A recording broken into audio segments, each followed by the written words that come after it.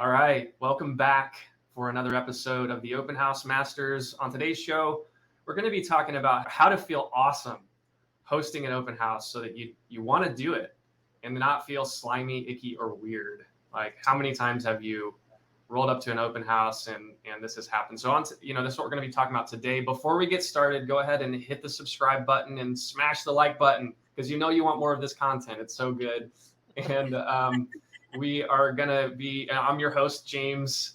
This is Shannon Quagliata. She's the CEO of Open Houses Direct, the head coach of Open House Masters. And we've got the one and only Zach Hammer from Real Estate Growth Hackers, the man, the myth. Welcome onto the show. Glad to be here. Glad to have you, Zach. Awesome.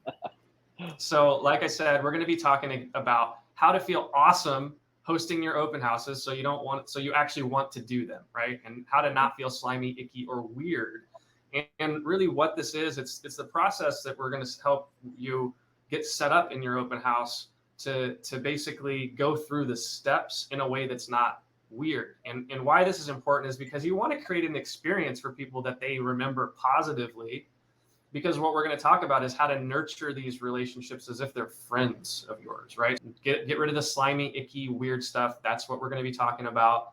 What this is really the whole experience from start to finish in an open house. So we're going to take you through at the front door, inside the open house, and then afterwards. So we've been hearing from agents who are telling us that this, what we were just talking about before the show here is some of the agents that we're working with. They're scared about certain parts of the open house experience because they've maybe had a bad experience in the past, or they just didn't know how to do it the proper way. And so why this is important, because if you don't find a way that you enjoy doing what you're doing, then you're not going to do it. Simply, we need to do things. You're going to self-sabotage basically if you don't want to do something. And so we talked about this. We're going to jump in and get even more detailed here. Zach, why don't you talk to us a little bit about how can we create a better experience so that agents actually want to go through this? Yeah. So I mean, the key thing here is just making sure that if you're running this process in a way that like so many agents do, where it's not enjoyable, it feels gross, it feels icky, like the interactions are awkward, like nothing seems to click or go right. We were talking about this earlier. It's like a cascading failure, right? It starts right from the entry. It carries on into how it's actually going on in the open house, and then finally the follow-up from there is problematic too, because all along the way nothing was setting you up for success. And so what we look to do is you wouldn't necessarily know this from the start. You might think that, hey, you could fix it along the way, but really the whole process is sort of start to finish. You have to get people into the open house in the right way. That sets you up for success in how you actually run the open house while you're in there, and then you can follow up in a way that feels really successful. So that's what we're going to dive into today. I know Shannon has perfected this process of what the entry actually looks like, right? Like how do you get somebody into an open house? What does that look like? How do you do that in a way that feels good, powerful, and great? So anyway, yeah, Shannon, go ahead and take it away and talk to us about that entry experience of going into an open house. I don't think a lot of realtors realize that it is as uncomfortable for a buyer or a seller or a neighbor coming into your open house as it is for you to figure out how do I capture them as a lead, right? So it's like you're both like, you got a little knot in your stomach. You're like, oh my God, somebody's at the door. What am I going to do? To take away that ickiness and that sliminess, because it's like going, if you've ever gone to a used car lot, like, what do you want to do? You want to run because the guy is like chasing you down. I just want to look, and you're like, oh my God, he's going to try and sell me a car. And it's the same way it's the same thing in open houses. Like you do, it should be required that they register. It should be required that you get their information. But to have a process that is completely streamlined and automated, meaning when people come in, there's a process. And we train agents, engage your lender, There are mortgage lenders dying to work with you on a Saturday that will sit at the door, talk to people, check them in, get their information. And then by the time they get to you, they already know your name. They already know who you are. And the ickiness, the uncomfortableness of how am I going to get them to my guest book? How am I going to get them to check in? How am I going to, and I actually asked agents yesterday, what's the most uncomfortable part of an open house? And they said, asking them if they have a realtor. For whatever reason, that like you're just like trying to get that out. Mhm. Like you can't, it has to come up in conversation. It has to Yeah. come up in a casual conversation. Otherwise, again, it looks like you're trying to sell them. Would you have an agent? Well, I don't know. Maybe. I don't know. Why are you asking me? You know, it's like one of those things with a check-in process where you already have all that information and they can't come in until that they give you all this information, their name, their email address, and their phone number. Are you, well, do you have an agent? No, we don't. Great. Done. Boom. Done.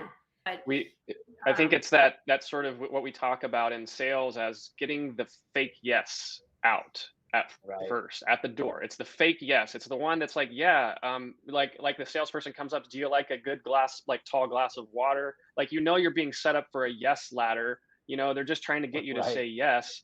So get that out of the way sooner than later and use it to your advantage. So basically what I hear you saying is you're setting up a system to discharge the sales pressure at the front door. And that's powerful because it's like, you know, when you're coming in here, like you're usually like, you know, cowering in the corner trying to like hide from the agent who's just trying to get your information so they can spam you. But you're like sort of saying, I'm going to meet that and hit it right on the nose and say like, I'm not going to do those things to you. And in fact, I have a front of house setup. So I have a person who's going to be that liaison, gatekeeper, and then it changes the whole experience because as soon as that person comes through that funnel, then they have been transformed from I don't know if I want to come in here to, oh, I got the ickiest part done, and now where's the agent? Like, show me the agent. Like, I just want to talk to them. And that whole thing is just, and then it's so effortless from there. I mean, like, so this really is, as I've observed, one of, like, it is the best way to be in an open house because the alternative is literally by definition icky, because like your Rochambeau example is exactly hitting that on the head, you know. So right. we could about this entry part and how important it is all day, but it leads into the number 2 point, which is inside the open house. How, now that we've done that step, inside the open house is transformed. So let's talk about that, because Shannon, your open houses, whenever I attend them, they're always like a party. It's like there's jazz playing, there's, you know, you've got the Pellegrino, like you're welcoming people and you're taking them through an experience, right? So let's talk, I want to hear you talk about that experience that you set up. You know, the reason that we hold open houses as realtors are obviously to get in front of people that want to buy or sell real estate. We also want to, if it's our listing, we want to sell the home. But we want to be able to follow up with everybody who comes in, right? We want to build our sphere. And I think we had a live show on that. And it's like, that's the most important part of being a realtor, is building your sphere, because man, the market hits and boom, you got 100 people in your pipeline, you know? And so in order to do that though, you got to get their information.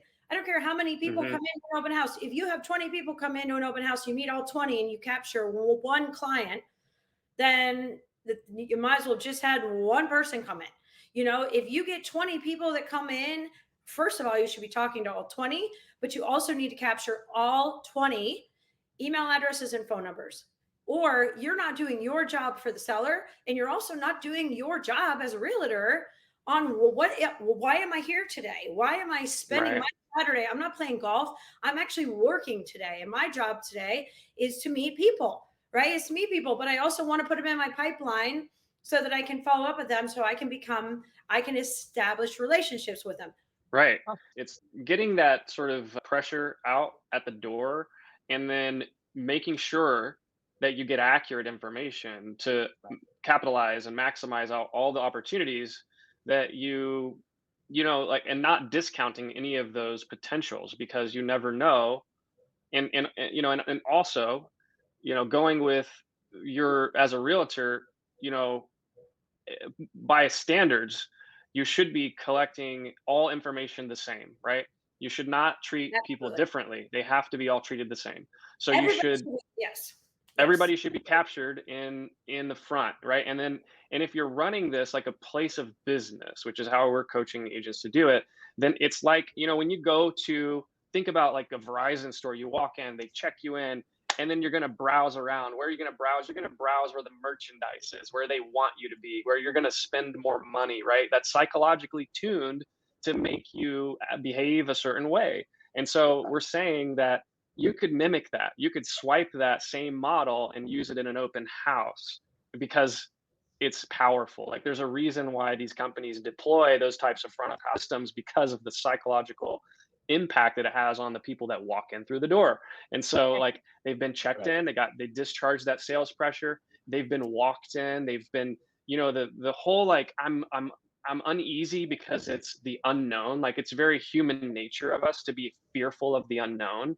And so we're immediately saying, look, I got you. Like as soon as you walked in the door, like I got you. You know, I'm not here to like hide in the corner and let you like snoop around and maybe come in like a ninja and get your information and like it's ninja versus ninja, you know, like no, it's like let's just be like out there with it, right? So inside the open house makes that whole experience just better, right? So And I mean, like the whole thing through this process, right? Like, you know, I don't know if you've ever, you know, like I have both gone to places and like, you know, like sightseeing, right? And I've gone to places and gone sightseeing, and like you go and you can explore yourself, and there's that experience versus going and like actually being led on a tour. And I'll tell you what, like there are, you know, in that specific scenario, there are times where it's like, hey, sometimes there's a happy accident of finding something cool when you're just sort of exploring on your own. But more often than not, when you are led through an experience where somebody's like, hey, here are cool, important things for you to know, like that ends up feeling so much better. There's a place to start. There's a place where you kind of get checked in. You get to meet the person who's going to like be the one to help you, right? Like who's going to be the one to take you on the tour. Or, you know, you go to the doctors, like here is the nurse, or here is the doctor, right? And they are going to help you, right? Like there's this exchange of introductions that helps with that process. So right from the beginning, setting up that entry process to have that handoff go right makes the inside the open house part feel right as well, because you got properly onboarded into the event, and then now you're getting introduced to the person who's going to help you through the rest of it, right? They're going to make sure that they're just like a tour guide. They're going to help to show you the home. They're going to find out you know, what your goals are, what your needs are, and be there to actually be helpful. And what's interesting is that it's exactly what most real estate agents would want.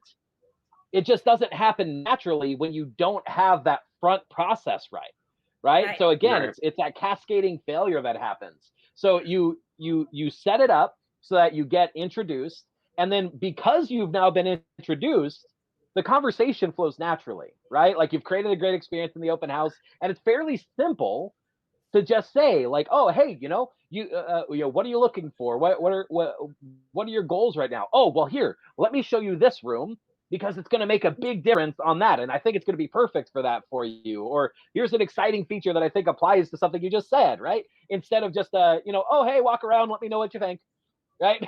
Like because that's what ends up happening. You see that, right?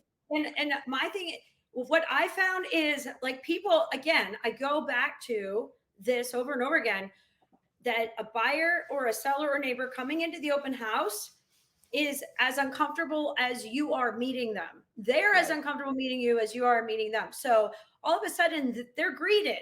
They're greeted by a receptionist. Like you have a desk. You have somebody saying, hey, thanks for coming to our open house today. Can I get you all checked in before you go meet the agent? Your open house agent today is Shannon.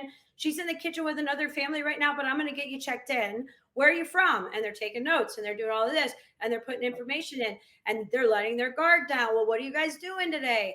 It's like the icebreaker, right? They got somebody in there. And now all of a sudden that this family or this couple or this single person who's coming by themselves was all like nervous about coming in, and now they're having a full conversation with the person at the door who's a lender, title partner, your partner as a realtor, Right. whatever it is. And then by the time they get to you, they're now ready to talk to you, because now they're not nervous. They're not going to try and avoid you, because now they're like, oh, hey. And then you come out, you're all happy to see them because you already have their information. You're not trying to get it. And then they come in, you have music going, you have snacks, you have water. It's amazing. Every time, if it's hot, I walk out of the kitchen and I say, hey, would you like a bottle of water? And they go, oh my gosh, thank you so much. Nothing is harder than being in a house in Arizona when it's 120 degrees and you're looking at open houses, coming in and being so thirsty and not wanting to be there because all you want is to drink water, right? So having cold water, it's like, so inside the house, it's like creating the environment as if they're coming home. So I think you're creating an environment that makes them want to stay, right? So they're not thirsty, they're not hungry because you're giving them a little snack, and now they're comfortable because you already got their information.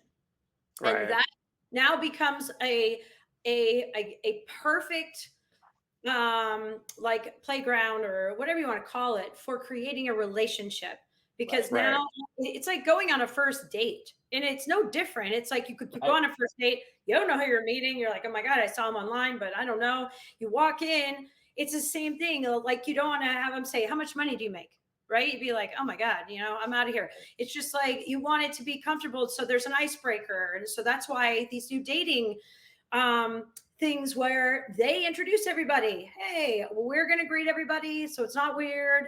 And then everybody's going to meet everybody, right? It's like the icebreaker. And it's the same thing at an open house. It's like you want to get into a relationship with them, because I'll tell you, nurturing a lead that you have met in person is so much easier and more effective than any lead you will get online that you never met. Period. You can't follow up with them if you don't get their information. So and that's a great segue to our next point, right? So when you do that entry process right, it takes the pressure off. So when you're inside the open house, you just focus on conversations, building rapport, building that relationship, helping them actually see what they need to see about that house, or maybe you find out that isn't a good fit, so you find out more from them about what they are looking for, so that you can help connect them to something that is a good fit for them, right? But in that process, it's very easy when the conversation is just sort of naturally flowing, to then be able to have the tools that you need to do that follow-up properly, right? Because now that follow-up turns from I was joking before this call, it turns from being that like brute force, just trying to send them enough emails to get them to respond to something. It turns it from that into being something where they're excited to hear from you. They're expecting to hear from you. Yeah. And you can make that process a lot more personal, a lot more really just like you would continue talking to a friend. So Shannon, you want to dive into some of what follow-up ends up actually looking like when you have all of the ducks in a row, right? The entry's right, so the conversations in the open house are right, and then that leads to the open house. So what does the non-icky follow-up actually end up feeling like? We're not doing anybody any good if we can't talk to every single person and take notes on them, because then we can't do a personalized follow-up. And I don't know about you guys, but my email, every time, everywhere you go, in order to buy something online, you got to put your email address in order to even buy it. And you're like, but I don't want to put my email address in. Like, I had to return some the other day. I had to have a bracelet cleaned at Tiffany. And I was like, they're like, well, we need your email address. I'm like, I don't want to give you my email address. Why? Here's my phone number. And they're like, no, we have to have your email address. So I was like, well, I can't take it again, So I told her, I said, but I don't want to have any marketing emails. As long as it's only to communicate about my cleaning, that's fine. Sure enough, what happens? I'm getting like 20 emails from Tiffany about, our new promo and, and this is our new line. And I was like, oh my gosh, again. So the problem is we can't find our real emails that are personal in all this stuff, right? And so what we end up doing, though, is we do end up opening the ones that are personal. We have to, it's hard filling in with all the spam. So drip campaigns, delete. I don't care who it is. If I'm on a drip, honestly, like, I don't have time for it, right? If Right. it's a personal email from you, Zach, or James, or a client, or whatever, and Right. it says, "Hi, Shannon. How are you? How are the kids? Like, how's your summer going? We just wanted to touch base," or whatever, right? All of a sudden, I'm going to read that, and you kind of feel obligated to respond in some way, right? You want to respond and be like, "Hey, thanks for reaching out. I'll get back to you in a couple weeks. I'm really busy right now. We're out of town, blah, blah, blah." But you do feel like a personal email, we have like a kind of like a guilty, like, kind of, it's like we have to respond to it. It's You like feel someone Yeah. obligated. Yeah. emailed us, and it's kind of rude when people email you, not a drip. I'm talking like with a personal email that you don't respond to, right? Because you're like, well, I got to at least answer something. It doesn't have to be Right. anything, but at least there's an answer, and that's where a personalized follow up goes so much further than an automated one, right? But if you didn't talk to everybody and you don't have notes on everybody because you didn't have a system in place at your open house, then you probably could follow up. You are going to follow up. But the notes and all of that, getting one little nugget, as James calls it, I don't care if it's where they're from, whether they have a baby, whether they have kids, they have a Seattle hat on, right? They're like, "Oh, are you Seahawks fan? We hate the Seahawks." Great. Put those in the notes, right? Because that's all I would have to put in there, because now when I Yeah. follow them, I'm like, "Oh, looks like the Seahawks lost. Good for you." Like, but then they respond that way. Right. So I think that in the follow up is so key. And I think a lot of realtors think that they are going to have an open house, and everybody says it helps me grow my business. It does if you do it the right way, and you actually have now. You could, I mean, agents that are doing this are putting 20 to 25 potential clients into their pipeline a week. And Yep. that is something that you're going to do something that other agents aren't. And it means you're going to give them a personal follow up, and you're going to try and become a personal friend of theirs, because you never know. Neighbors, I don't care if you're a neighbor. I want your information, because the neighbor is going to have a friend come into town, and that they're going to know, that they're going to remember meeting me at the open house next door. And it's happened many times where I've had people come in to my open houses. They didn't end up buying me, but they sent me to 5 people. It's Right. crazy, because I talk to them anyway. I don't care if you're a neighbor. I don't care if you're Right. not ready to buy, but I want your information, because I want them to have my information Right. more so, Right. right? Because It's I've had buyers that couldn't find me, that they're like, "Oh my God, we've been trying to find you online. We remember meeting you. We got kind of your name." And I was like, "Oh my God, like, that's so bad. Like, that was so bad on my part as a realtor, that I didn't even get their information, and they had to go find me online somewhere. right. It took them 2 months. It's like, that's so bad." I mean, and they Right. actually did, thank goodness. But it's Right. amazing that I did it, that they didn't have any way to contact me, and I had no way to contact them. Right. Right. It's a it's a bit of a superpower, isn't it? That what you describe, and I think this is what's so cool about being able to show agents like you have superpowers if you just do things a certain way. Like, watch the results, right?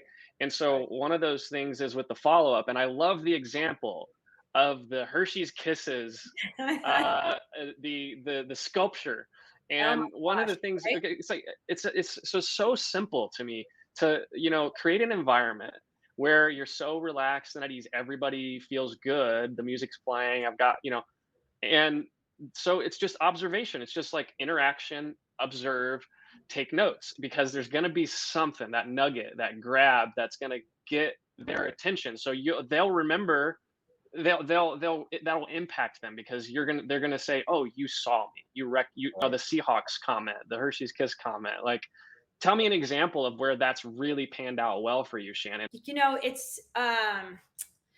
It's something where when you have a personal note on them, and you have a Mm-hmm. personal follow up, it just creates um, it's like an emotional attachment. Now it's kind of like guilty, like they're going to actually feel kind of guilty going with another realtor. They met you, you're communicating with them, they met Mm-hmm. you in person. Do you know how easy it is for a buyer to give up an online agent that they've been talking to, that they've never met? It's so easy for an open house agent to just take them and you just go, I'll take you over here now because are you working with a realtor? Well, we have one that we've been talking to online. Have you ever met him? No. Great. There you go. That's the lowest hanging fruit right there, right? Because they've never met him. Like, have you never met him? And I think that the notes that you take, it's like the other day we had an agent that was doing an open house, and yeah, she shows up. She's got no bowl for her Hershey Kisses. So we're just like, well, let's just put them on the kitchen island. Like, just put them around. People can grab them. So of course, a client comes in and he's chatting in the kitchen and he's arranging all the Hershey Kisses, and it looks like we're calling aliens. Like he's got like the what is it, Area 54 or Area 51? He's got all these things, and I was like, that's kind of creepy. I'm like, people are gonna and so, but that was instantly in our notes, in our check-in, right? It's something where we took notes on that. So the follow-up, it's kind of like a funny grab. It's like, thanks for organizing our Hershey Kisses. Everybody thought we were calling aliens.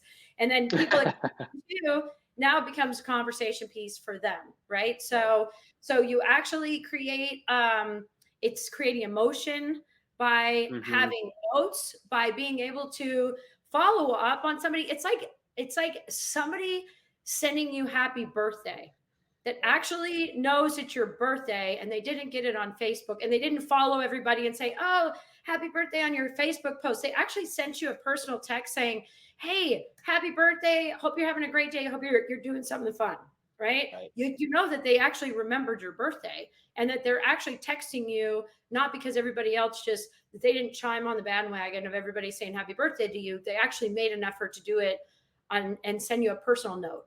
And it's the same thing. Right. People that are coming in, clients, we have to do something different right now in order to like keep leads and get leads. And that's why agents are so frustrated right now with, how do I generate online leads? How's everybody getting leads? Is anybody getting any seller leads? How do we get seller leads? Because you have iBuyers going after them with a better offer, right? But they're not offering them any personalization. They're not offering them any service, that they're just offering them a cheaper deal. But if you offer them the emotional tie, like you actually get emotionally into your clients, meaning I'm here to help you. Here's what my job is. My job is to help you. That's why I remembered you at my open house, because I take care of my clients, and you're not just a number to me, you're a client. Right. So when you meet an open house and you take notes on them and you follow up on them with those notes, then they're like, oh my gosh, this agent actually remembers us. We're not on a drip campaign, and they respond, period. I mean, it's the easiest way to grow your pipeline. And it doesn't mean that they're going to buy tomorrow. Some of them do. Look at Angel. She just had buyers walking in buying open houses at open houses more than ever. Agents are seeing this more than ever. And it doesn't have to be a house that's new on the market. Could be 2 weeks on the market. Could be 3 weeks on the market. Agents are getting a little bit lazy right now when it comes to how they're putting houses on the market, because they know it's going to sell in a day. So they mismarket it. I've seen 2 houses this week that were in neighborhoods that had community pools, and the agent had them listed as no pool. Right? There are people looking for community pools. Like, they want to live in a community that has a community pool. So they're searching community pools, right? But online it says there's no pool, right? So you put a house sign out, that buyer drives by or whatever, sees it, and they come in and they're like, oh, I didn't know there was a community pool. We would have known that. I wish we had known that. We want to make an offer. That's happening a lot more than I've ever seen nowadays. Yeah. So the key here, we're looking through this whole process of making sure that open houses are, feel good to do, both for you and the people coming to them, so that you're ready to do them, you're getting good results from them. And just to summarize what we've covered here, we at the entry point, we're making sure to set it up so that there's a nice onboarding experience, generally done by having somebody manning that door, checking people in, using a tool like Open Houses Direct to make that process nice, clear, accurate, and simple.